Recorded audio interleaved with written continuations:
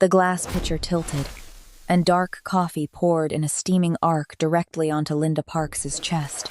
The liquid was fresh from the press, nearly boiling, and it soaked through her crisp white uniform in seconds.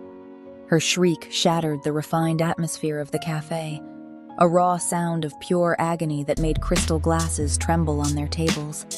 She collapsed backward, her hands clutching at the scalding fabric, blisters already forming beneath the soaked cotton as steam rose from her body.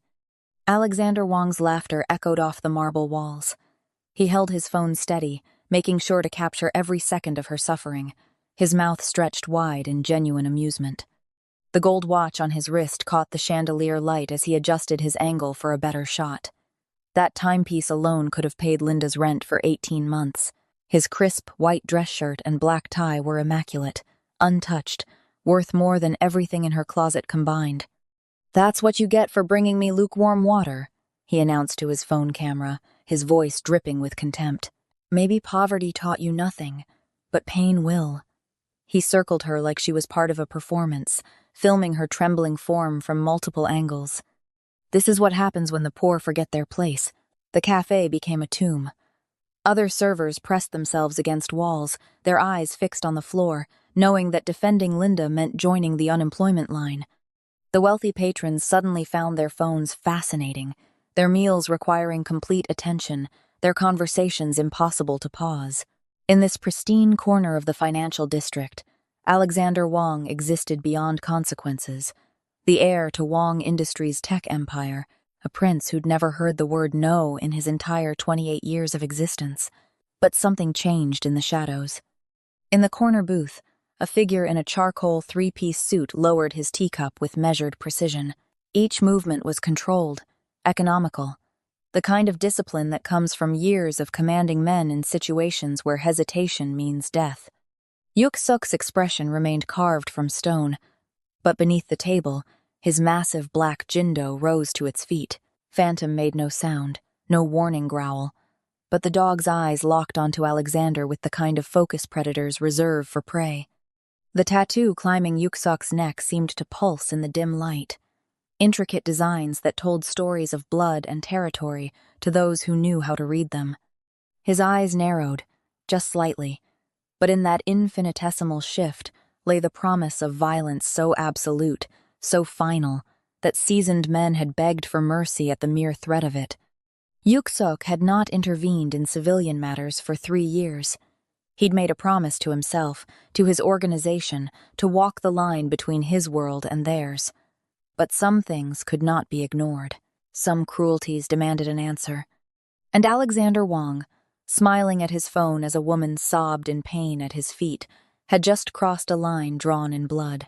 Yuk-suk had not come to America to become a Japak, a Korean organized crime boss who commanded absolute loyalty through both fear and respect. That transformation had been written in scars, sealed in oaths, and earned through trials that would have broken lesser men. Alexander's phone captured every detail in high definition. The way Linda's fingers clawed at her burning skin, the steam rising from her uniform, the tears cutting tracks through her makeup. He added a filter, typed out, "When the help gets sloppy," and hit upload before she'd even stopped trembling. 37 likes within seconds. His followers loved this kind of content. "Someone call an ambulance," one of the other servers whispered, but nobody moved. Nobody wanted to be remembered as the one who'd challenged a Wong. "No need." The voice came from behind Alexander, smooth and cold as winter ice. "I'll handle it." Alexander spun around to find himself face to face with the tattooed man from the corner booth. Up close, Yuk-suk was taller than he'd appeared sitting down, and there was something in his posture that made Alexander take an involuntary step backward. The massive black dog sat at his master's heel, utterly silent, utterly still, but its eyes never left Alexander's throat. "Excuse me?" Alexander's voice cracked slightly, and he hated himself for it. "This doesn't concern you." Yuk-suk didn't respond. He simply walked past Alexander as if he were furniture, kneeling beside Linda with a gentleness that seemed impossible from a man who radiated such controlled menace. "Can you stand?"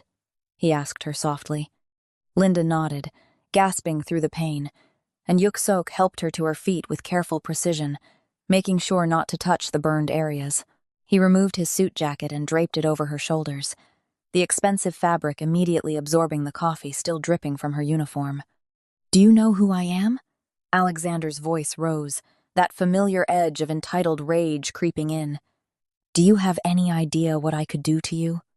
Yuksuk glanced at him then, and Alexander felt his blood turn to ice water. Those eyes held something that his wealth, his connections, his father's power had never prepared him for.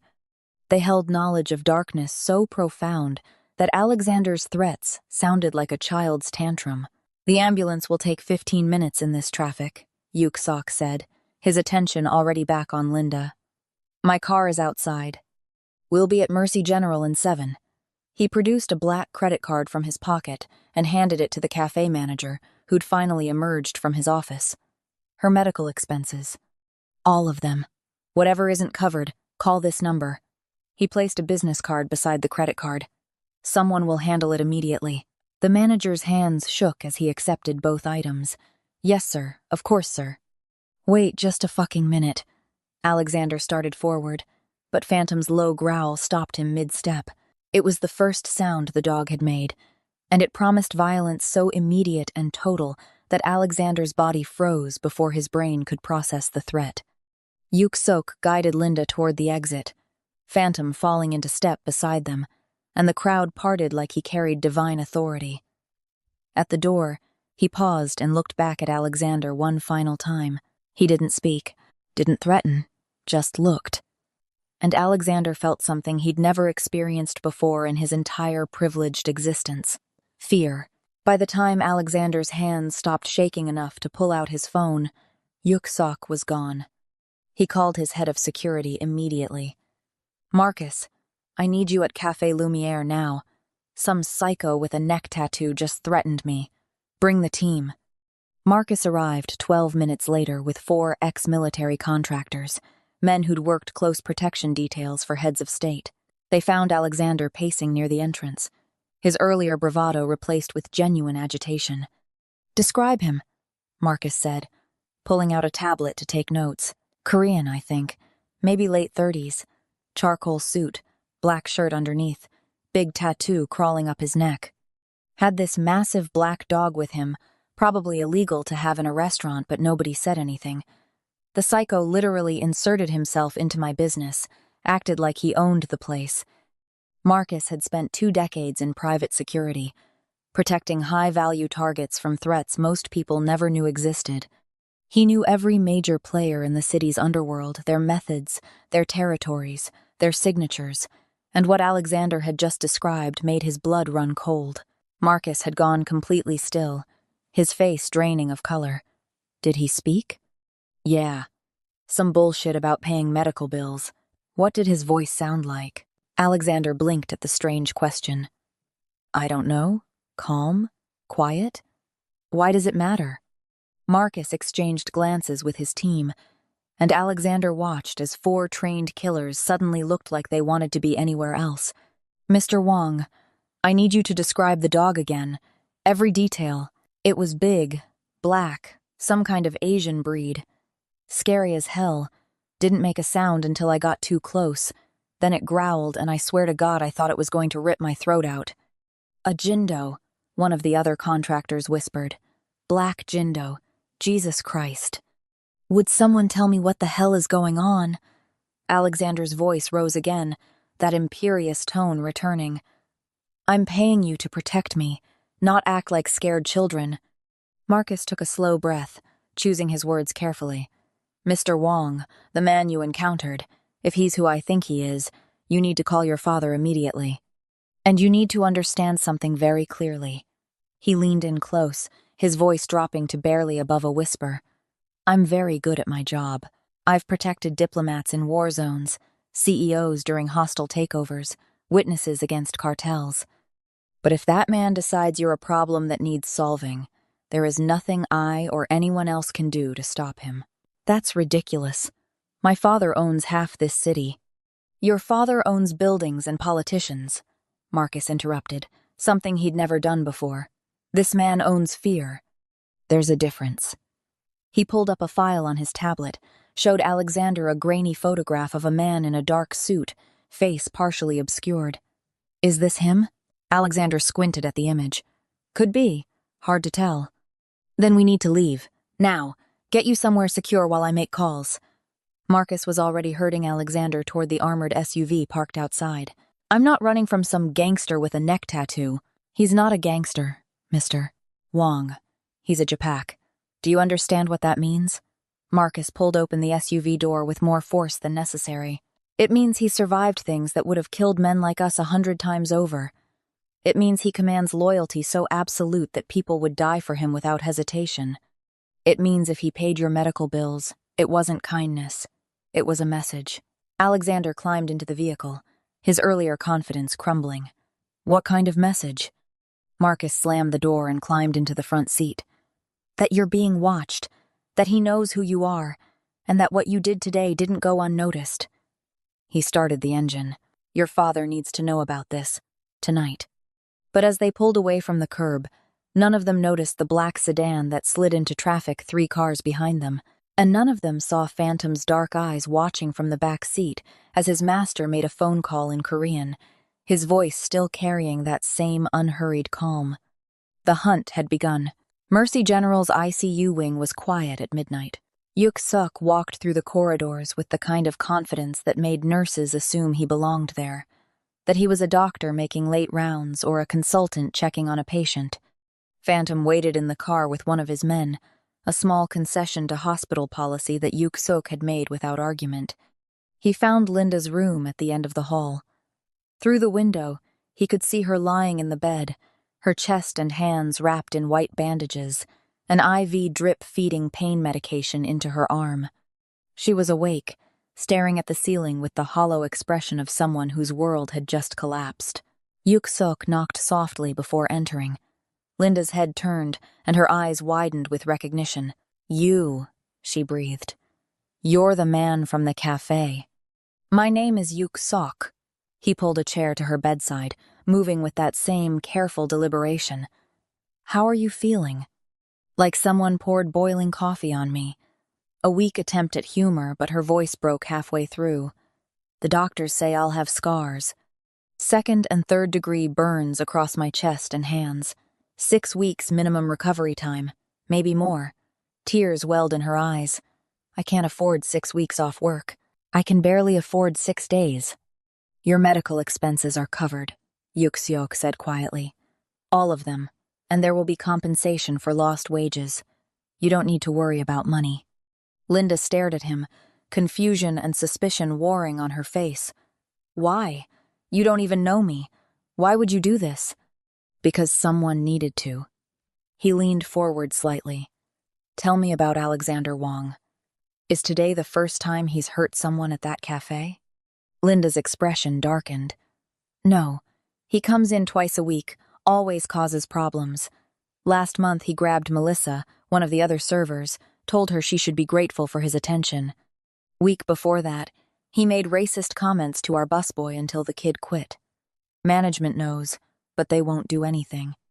His father donates too much money to too many people. She wiped at her eyes with her non-bandaged hand. People like him, they do whatever they want. People like us, we just have to survive it. Not anymore, Yuk-suk said, and something in his tone made Linda look at him sharply. What does that mean? It means balance needs to be restored. He paused, studying her face. You have family, Linda? Anyone who depends on you? The question seemed to hit her like a physical blow. Her face crumpled, and suddenly she was crying, really crying, her body shaking with sobs that made her wince from the pain in her burns. My sister, she gasped out. Kesha, she's missing. Yuk-suk went very still. Missing how? She worked for Wong Industries, one of their factories across town. 3 months ago, she started telling me about the conditions there. Chemical exposure without protection, 16-hour shifts, people getting sick. She said she was going to report it, that she had evidence. Linda's voice dropped to a whisper. 2 weeks later, she disappeared. I filed a police report, but the officer who took it, Detective Morrison, He told me I should stop asking questions if I knew what was good for me. Said they had evidence Kesha was involved in drug trafficking, that if I kept pushing, they'd investigate me too. This evidence, Yuksok said carefully. Was it real? Kesha never touched drugs in her life. Linda's voice turned fierce despite her tears. Morrison planted it. I know he did.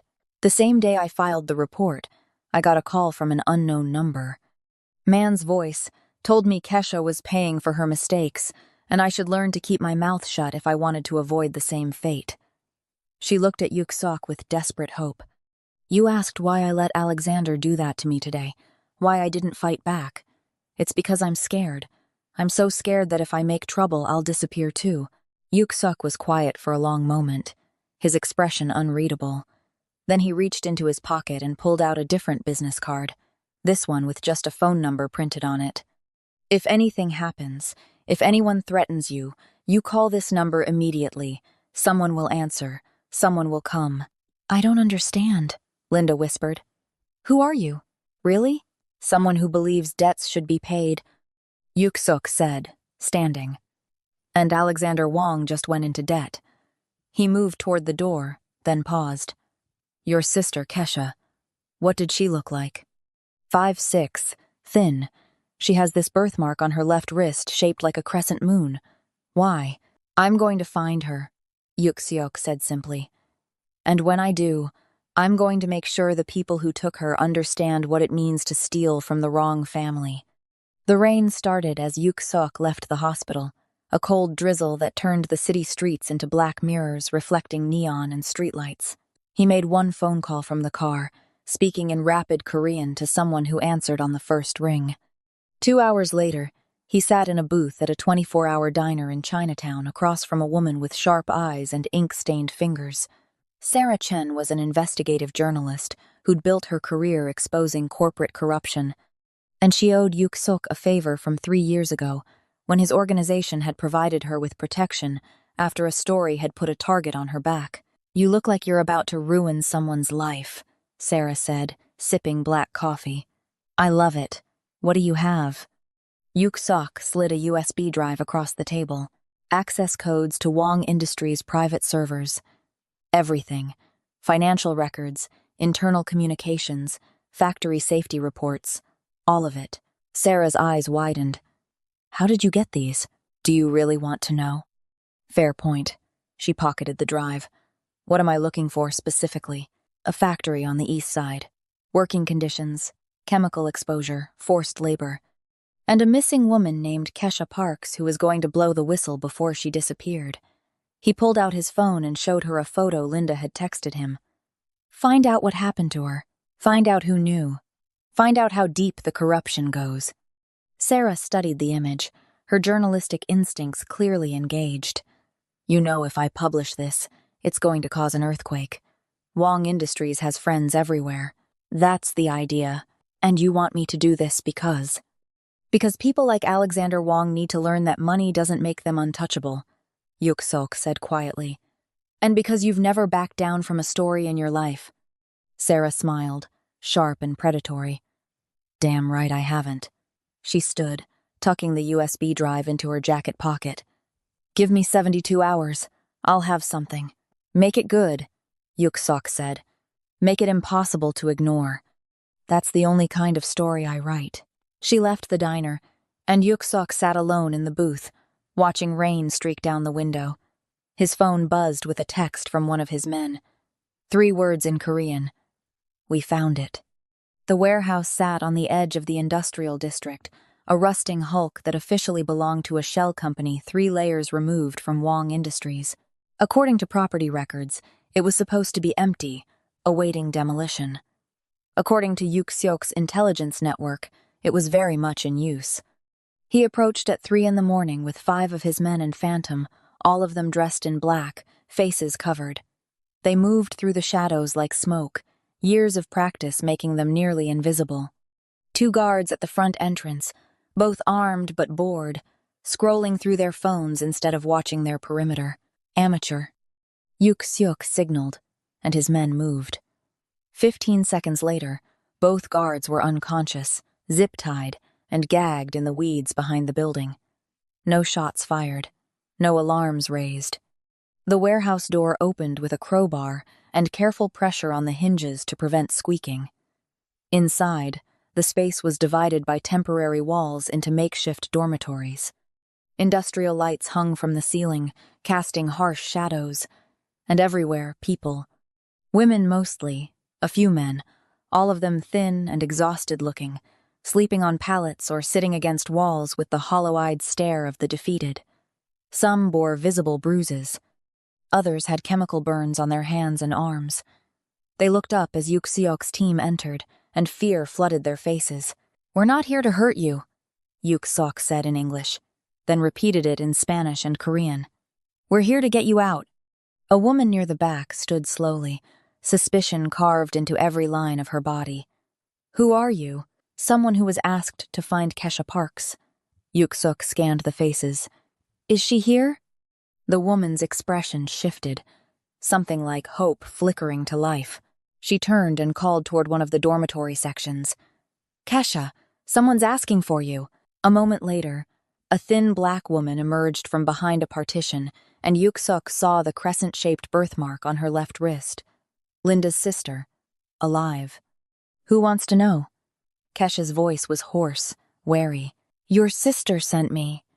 Yuxiok lowered his face covering so she could see him properly. "Linda is in the hospital. Alexander Wong burned her with coffee this morning. She's going to be okay, but she told me you were missing, that you disappeared after trying to report this place." Kesha's face crumpled, tears streaming down her cheeks. "Linda's alive? She's okay?" "She will be," Yuxiok confirmed. "And so will you, all of you."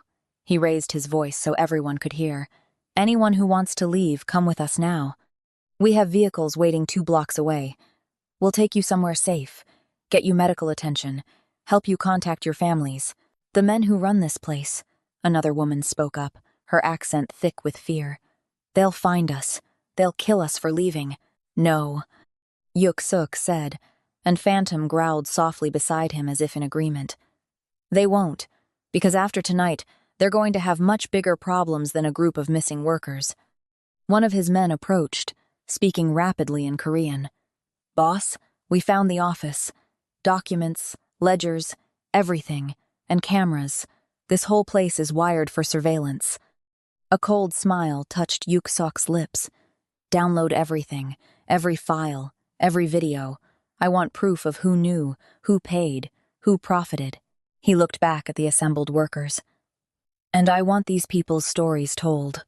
All of them." It took an hour to evacuate everyone. 43 people total, each one documented, each one given a phone number to call for legal help and medical care. Yuxiok's network of safe houses absorbed them, and by dawn, the warehouse stood empty except for its surveillance system, still recording, still documenting, now uploading everything to encrypted servers that would feed directly to Sarah Chen's investigation. Yuxiok stood in the empty warehouse as sunrise painted the walls gold through broken windows. Phantom sat beside him, patient and watchful. His phone buzzed with a message from Sarah. "Holy hell. You weren't kidding. This is Pulitzer material. Story breaks tomorrow morning." Another message, this one from Marcus, Alexander's head of security. "Mr. Sok, we need to talk, preferably before this goes any further." Yuxiok typed back a single word. "No," because it was already too far. The debts were too deep. And Alexander Wong was about to learn that some people couldn't be bought, threatened, or intimidated into silence. Some people only understood one language, and Yuxiok was about to teach him fluency through pain. Sarah Chen's story broke at 6 a.m. on a Tuesday, posted simultaneously across 3 major news outlets and a dozen independent platforms. The headline was surgical in its precision. Wong Industries, a tech empire built on modern slavery. The photos hit first. Workers with chemical burns, children sleeping on concrete floors, timesheets showing 100-hour work weeks. Then came the document's internal emails, where executives discussed acceptable casualty rates and expendable labor pools. Financial records showing payments to Detective Morrison and 4 other officers to suppress investigations. Video footage of guards beating workers who complained about conditions. And finally, Kesha Parks's testimony, recorded the night before in a safe house, her voice steady despite her tears as she described 3 months of captivity, threats against her family, and the systematic brutality that kept 43 people enslaved in a warehouse that officially didn't exist. By 7 a.m., Wong Industries stock had dropped 12%. By 8, it was down 27%. Trading was halted at 9:15 as the freefall became catastrophic. The company's board called an emergency meeting. 3 executives resigned before lunch. 2 more were placed on administrative leave pending investigation. Victor Wong watched the implosion from his penthouse office, his face carved from ice, his hands gripping the edge of his desk hard enough to make the wood creak. Alexander stood behind him, his earlier arrogance completely evaporated, replaced by something approaching panic. "This is that psycho from the cafe," Alexander said, his voice high and tight. "The one with the dog. He did this. He has to have done this." "Obviously." Victor's voice was soft, which was always more dangerous than when he shouted. "The question is why? You pour coffee on a waitress and he responds by trying to destroy my company? That's not proportional. That's personal." "The waitress," Alexander whispered. "Her sister. She was one of the workers at the warehouse." Victor turned slowly, and Alexander took an involuntary step backward. "You knew about the warehouse?" "I knew Father had. Operations. I didn't know the details." "You knew enough." Victor pulled out his phone, dialed a number he'd hoped never to use. "Mr. Kozlov?" "Yes, it's Victor Wong. I need your services. Multiple targets, high priority, and it needs to happen tonight." He paused, listening. "Money isn't an issue. I'm sending you addresses now. The primary target is a Korean male, late 30s, neck tattoo, operates out of several properties in the warehouse district. I want him and everyone associated with him eliminated. Completely. No witnesses, no survivors." Alexander's face went pale. "Father, maybe we should what?" Victor's voice cracked like a whip. "Apologize? Negotiate?" That ship sailed the moment he declared war. He ended the call and turned back to the windows overlooking the city. "I built this empire from nothing. I'm not letting some gangster with delusions of righteousness tear it down because you couldn't keep your sadistic impulses in check for one goddamn morning. I didn't mean for this to happen. No, you never mean for anything to happen. You just do whatever you want and expect me to clean up the mess." Victor's reflection in the glass was merciless. "Well, this mess requires permanent solutions. By dawn, Yuk Suk will be dead, his organization will be scattered, and we'll be spinning this as a corporate sabotage campaign orchestrated by our competitors." But neither of them noticed the small device planted under Victor's desk, no bigger than a coin, transmitting every word to a receiver 3 miles away where one of Yuk Suk's men sat with headphones, recording everything. The first team hit Yuk Suk's restaurant at midnight. 6 men, former Spetsnaz, armed with suppressed weapons and thermal imaging. They moved through the building with military precision, clearing rooms, checking angles, expecting resistance. They found empty tables set for tomorrow's service, a kitchen scrubbed clean, an office with paperwork neatly filed. No guards, no defenses, no Yuk Suk. The team leader spoke into his radio. "Primary location is empty. Moving to secondary." "Copy that." Kozlov's voice crackled back. "Warehouse district safe house. Proceed with caution." They arrived at the second location 15 minutes later, a converted industrial building that Intel suggested served as living quarters for Yuk Suk's inner circle. The door was unlocked. Inside, the lights were on. The team leader felt the first prickle of unease. "Something's wrong." "Thermal shows no movement," one of his men reported, studying a handheld scanner. "Building appears empty." They entered anyway, weapons raised, and found themselves in a large open space with concrete floors and exposed ductwork. What they didn't know was that Yuk Suk had prepared this location 72 hours earlier, the moment he'd decided to move against Wong Industries. He'd known retaliation was inevitable. In the center of the room sat a single chair, and on that chair sat a laptop, its screen glowing in the darkness. As they approached, the laptop's speakers crackled to life. "Good evening, gentlemen," Yuksok's voice, calm and unhurried. "I assume Mr. Kozlov sent you. I assume Victor Wong is paying him quite well. I assume you're professionals who understand the risks of your occupation." The team leader made a hand signal, spread out, find the source, but Yuksok continued speaking. "You're standing on pressure plates. Each one is connected to industrial charges placed throughout the building's support structure. If you move more than 3 steps in any direction, they detonate. If you attempt to disarm them, they detonate. If you try to leave, they detonate." A pause. "I'm giving you one chance. Drop your weapons, put your hands on your heads, and wait for the police who are already en route.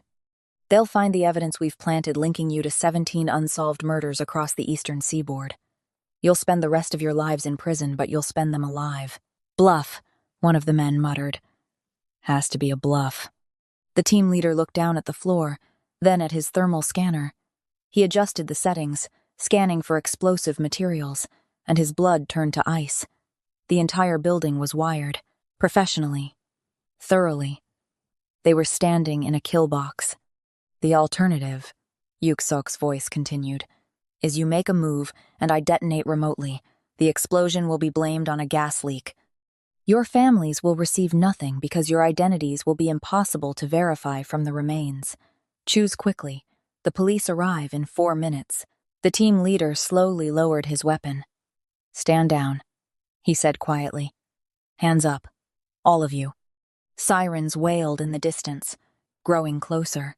3 hours later, Kozlov received a package at his secure apartment. Inside was a phone showing footage of his entire team being arrested, along with a typed note. "Your contract is void. Tell Victor Wong that sending killers in the night is amateur hour. Tell him, if he wants to end this, he needs to send something I actually respect. Tell him the shadows belong to me, and his money means nothing here." Kozlov stared at the note for a long moment, then made a phone call. "Mr. Wong? We have a problem." Alexander's penthouse was supposed to be impregnable. 48th floor, biometric security, bulletproof windows, panic room with independent air supply and satellite communications. Marcus had supervised the installation personally, spared no expense, planned for every contingency. None of that mattered when the power died at 3 a.m. Alexander jerked awake in his bedroom as emergency lighting kicked on, bathing everything in dim red. His phone was dead. The tablet on his nightstand was dead. He stumbled to the wall panel that controlled the security system and found it dark, unresponsive. "Marcus!" He pressed the intercom button frantically, but no sound came through. The system was completely offline. He ran to the panic room, a reinforced steel chamber hidden behind a bookshelf in his study. His fingers shook as he entered the code on the biometric pad, but the door slid open. It operated on an independent power supply. He dove inside and slammed it shut, hearing the heavy locks engage with a series of solid thunks. Safe. He was safe. The panic room could withstand anything short of military-grade explosives. He had supplies for a week, communication equipment, even weapons. He just needed to wait for Marcus to restore power and sweep the building. The satellite phone on the wall should have worked, should have connected him to Marcus, to his father, to emergency services. But when he picked it up, Yuksok's voice emerged from the speaker instead. "Hello, Alexander." Alexander dropped the phone like it was a snake, but Yuksok's voice continued, now coming from the panic room's speaker system. "I'm impressed with this room. Really. Excellent construction. Your security consultant clearly knows his business." A pause. Unfortunately, he made one critical error. He assumed the biggest threat would come from outside the building. He never considered that the threat might already be inside, waiting.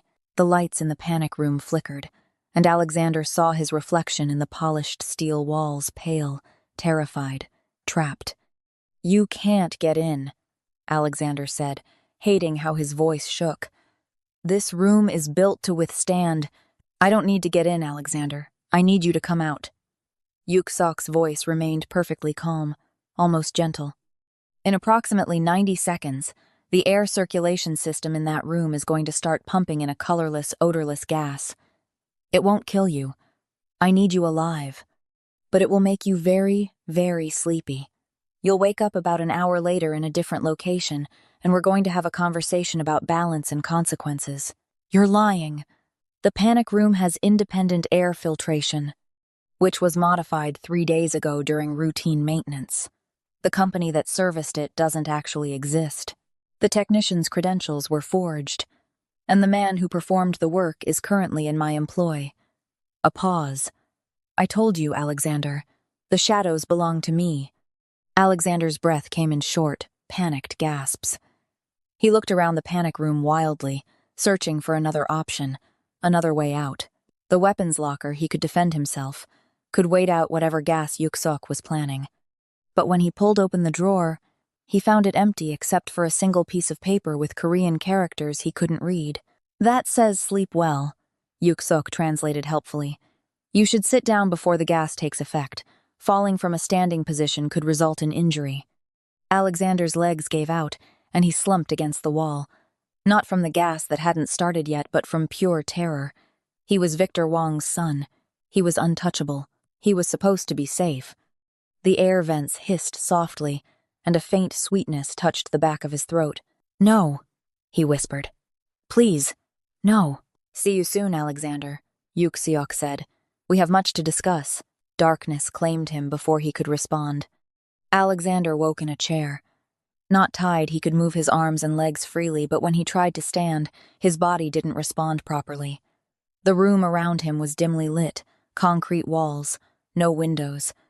A single table sat in front of him, and behind that table sat Yuksok, perfectly composed in his charcoal suit, Phantom lying at his feet. Good, you're awake. Yuksok gestured to the table. 3 items, Alexander. Each one represents a choice.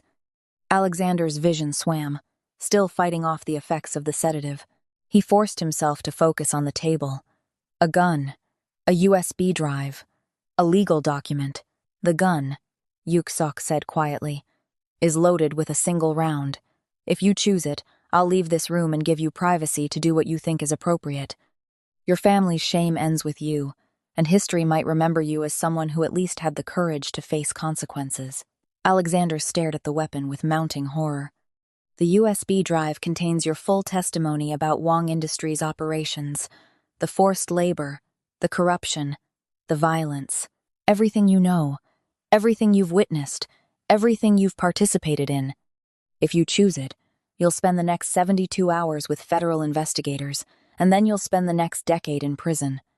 But some of the people your family hurt might find justice. I don't know anything, Alexander whispered. I wasn't involved in the operations. You knew about the warehouse, Yuksok interrupted. You admitted as much to your father. I have the recording. You knew, and you did nothing. That makes you complicit. Alexander's gaze shifted to the 3rd item, the document.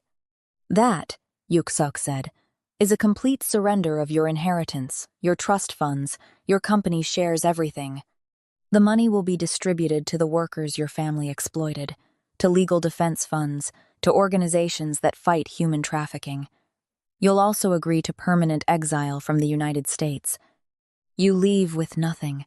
Start over somewhere else with a new identity and the knowledge that you bought your freedom by giving up everything you thought made you special.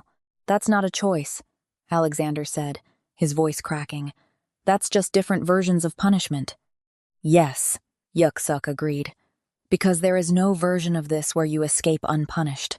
The only question is whether you take responsibility or run from it. He leaned forward slightly. I want you to understand something, Alexander. I watched you pour boiling coffee on Linda Parks. I watched you laugh while she screamed. I watched you record her suffering like it was entertainment. And in that moment, I knew exactly what you were, a predator who'd never faced a bigger predator. Phantom's eyes gleamed in the low light, fixed on Alexander with unwavering intensity. Your father sent killers after me tonight, Yuksok continued. They're all in custody now, facing murder charges that will put them away for life. Your father is currently watching his empire crumble in real time as federal investigators freeze his assets and prepare indictments. The political shield he bought with campaign donations is shattering because I sent evidence of his bribes to every prosecutor and news outlet in the state. In approximately 6 hours, he'll be arrested. In approximately 6 months, he'll be convicted. Alexander felt tears streaming down his face. What do you want from me? I want you to be better than your father, Yuksuk said simply. I want you to look at those 3 choices and pick the one that makes you something other than a coward. He stood, and Phantom rose with him. I'm going to leave this room for 1 hour. When I return, you'll tell me your decision. Choose wisely, Alexander. It's the first real choice you've ever made. The door closed behind him with a soft click, and Alexander was alone with the gun, the USB drive, and the document. He stared at them for a long time, his mind racing through scenarios, through justifications, through desperate escape plans that all crumbled under the weight of reality. Yuksuk had him. Completely. There was no cavalry coming, no lawyers who could argue him free, no money that could buy him out of this. His hand moved toward the gun, hovered there, pulled back, then toward the document. His entire life, stripped away. Everything he'd thought made him important. Gone. Finally shaking, he reached for the USB drive. When Yuksuk returned an hour later, he found Alexander holding it, tears drying on his face. I'll testify, Alexander whispered. I'll tell them everything, but not because of you, not because you scared me, because Linda didn't deserve what I did to her. Neither did Kesha. Neither did any of them. He looked up, his eyes red but clearer than they'd been. My father made me believe that power meant you could do whatever you wanted, but you showed me what real power looks like. It looks like someone strong enough to show mercy when they could destroy. Yuksuk nodded slowly. The federal agents are waiting upstairs. They'll record your statement, and then you'll be placed in protective custody. Your father's people will want you dead once you start talking. I know. Alexander stood on shaky legs. Will I see you again? No, Yuksuk said. This is where our paths diverge. You're going toward the light, toward accountability and restoration. I stay in the shadows where I belong.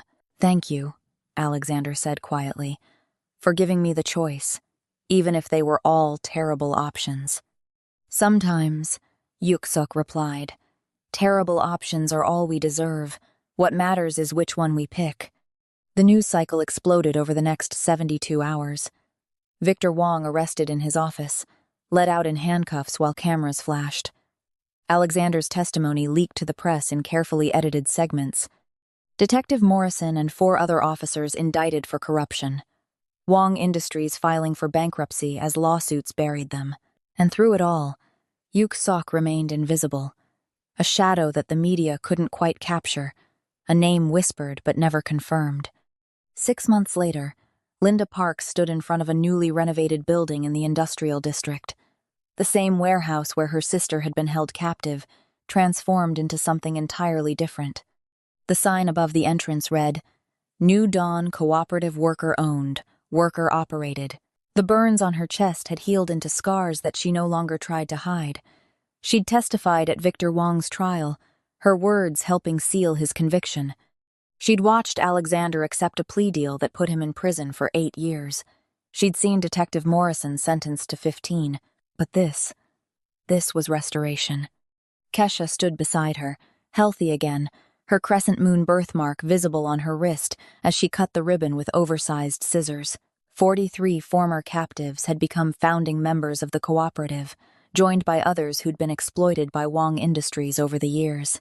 They made textiles now, fair trade and ethically sourced, and every worker had a voice in how the business operated. You think he'll come? Kesha asked quietly as the small crowd applauded.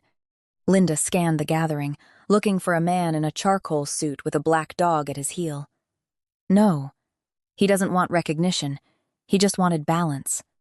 But as the sun set and the celebration moved inside, Linda noticed a black sedan parked across the street.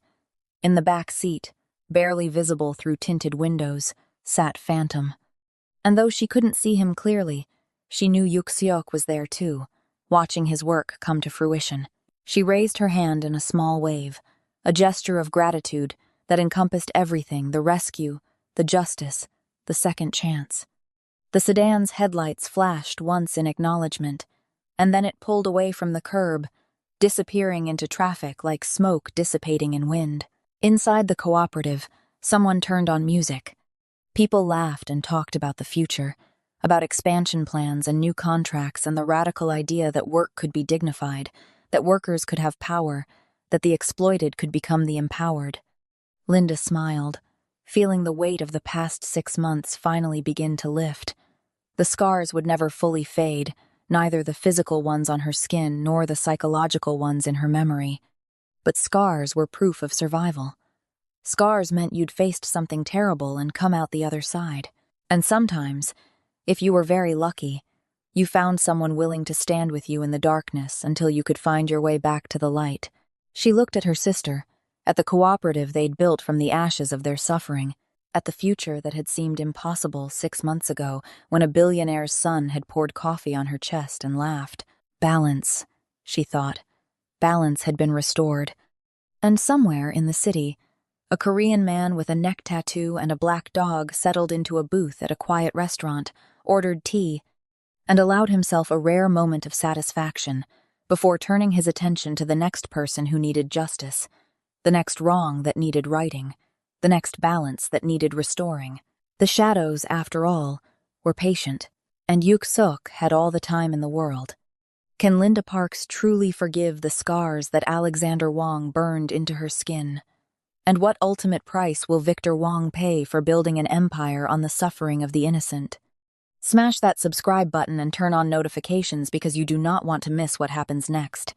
This story is about to get even more twisted. Drop a comment: do you think justice can be served when the wealthy believe they're untouchable? Like this video if you're gripped by this tale of vengeance and redemption that keeps getting more dangerous. The next chapter drops soon, and trust me, you are not ready for the truth about what Yuk-suk will do when the Wongs retaliate. See you in the next one, if the shadows don't claim them first.